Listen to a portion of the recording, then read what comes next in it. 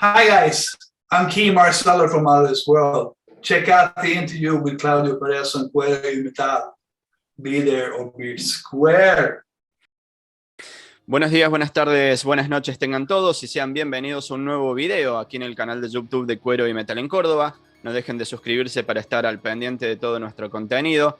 En el día de hoy tenemos como invitado al histórico guitarrista Kee Marcello, ex miembro de Europe, para hablar sobre su nuevo proyecto titulado Out of This World. Kee, how are you? Welcome to Cuero y Metal. Thanks, Claudio. Thanks for having me. Good to be here, man. Thank you. Hace 35 años atrás estabas preparándote para el The Final Countdown Tour. ¿Qué recuerdos tenés de aquellas épocas saliendo de Suecia para conquistar al mundo? Yeah, I mean, I have a lot of conflicting memories because, first of all, I was in a band that was doing very well called Easy Action. So I had to sort of join the competition. We were signed to Warner Brothers in America, and we wanted to do an international career as well. We were actually the first band ever to sign a US American major label deal, and in 1983. So I mean, and we were very much aware of each other, Europe and Easy Action. We were all in the same pool of hard rock in Sweden at that moment. So when the manager called me, I was in the studio with Easy Action, and my first thought, I'm the guy, my first thought was that he was going to offer Easy Action a recording deal with Sony, as he just had deal with Europe. But then when he asked me to leave my dear Easy Action and join the competition, I just said no. I didn't want to do that. And then he told me, well, I respect that opinion, but please think about it over the weekend. And so I did, and then I changed my mind and said, yeah, okay, I'll go. Because I knew there was going to be a bright future for Europe. Right then, in 1986, Europe wasn't really super big, except in Sweden and Japan a little bit. But it started to happen. It started to happen in Holland, of all places. And then from Holland, it spread all over Europe, Latin America, and all over the planet. It was magic. And at the end, the single was number one in 26 countries, which is like it's unbelievable. And when I joined in October 1986, when we started to rehearse for the Final Countdown World Tour, we didn't know how big this was going to be. We were rehearsing for a tour in big clubs and theaters, but before the rehearsals were done, it was all the biggest arenas in the world because of the demand for tickets for our shows. So when we embarked on the Final Countdown Tour, it was completely fucking crazy. People would do anything to get close to us and, look, I got his head, I got his arm. It was actually kind of a dangerous situation. It was mass hysteria. And I don't think anyone of us in the band saw that coming when we started the rehearsals. Kee, el álbum de Europe Out of This World es sin duda alguna una pieza maestra de la cual tuviste mucho que ver. El nacimiento de este nuevo proyecto con este nombre, ¿es un modo de rendir tributo a aquellas épocas doradas? Yes and no, but I don't know if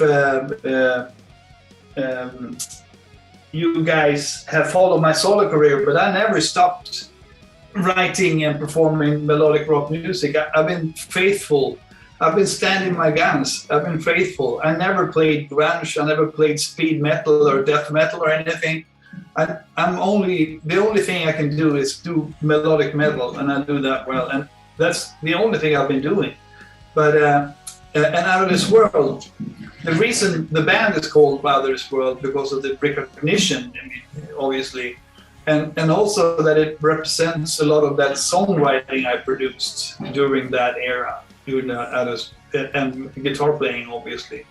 So I think I found my voice in the beginning, mid 80s, and since then I've been pretty much writing the same song, just finding different ways of doing it.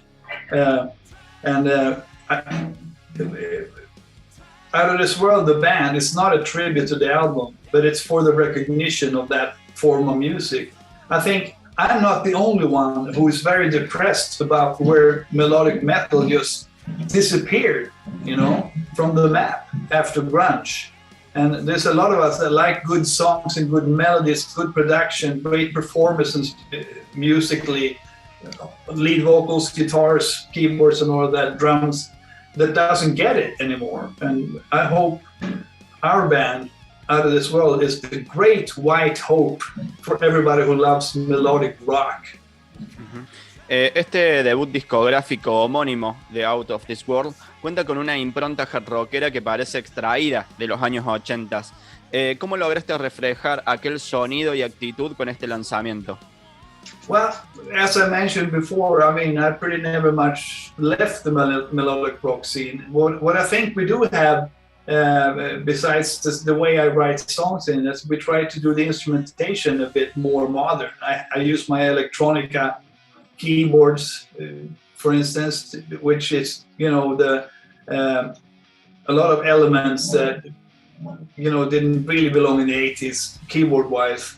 And also, I think the sound has changed. The way album sounds in the 80s is obviously sounds dated today. So the band has a more modern sound.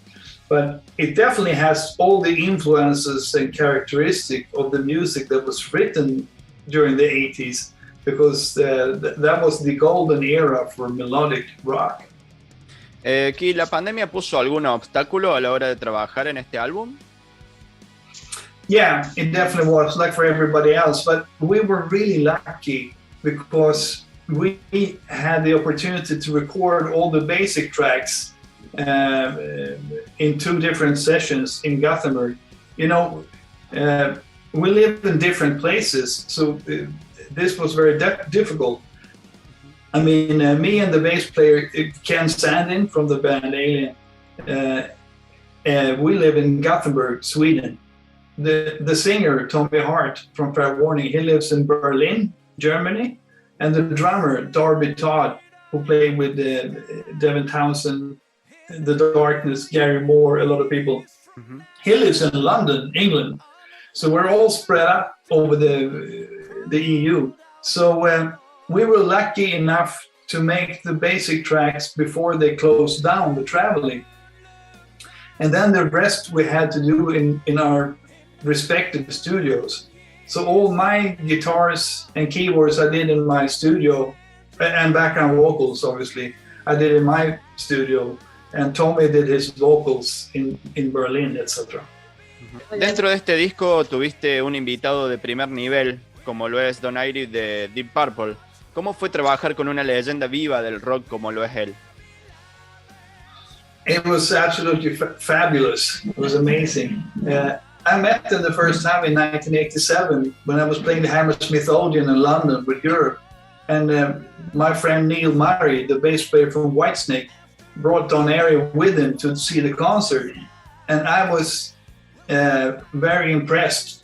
I was like Don Airy because I was a super fan of Colosseum 2 with Gary Moore playing the guitar, which that was my favorite act back then.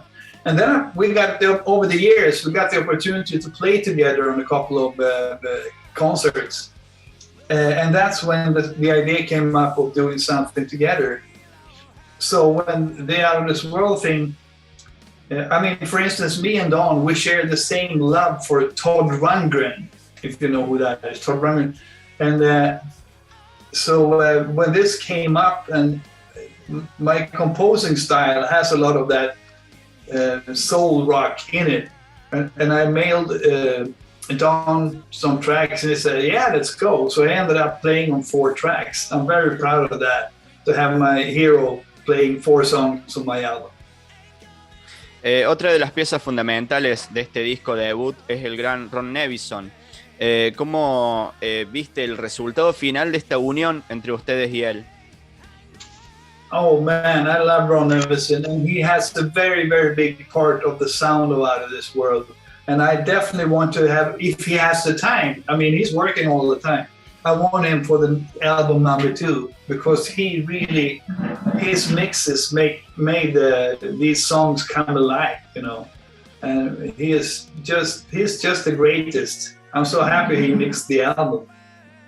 Si tuvieras que diferenciar tu actual proyecto con el anterior que tuviste con Tommy, llamado Key of Hearts, ¿qué diferencias podremos encontrar entre uno y el otro?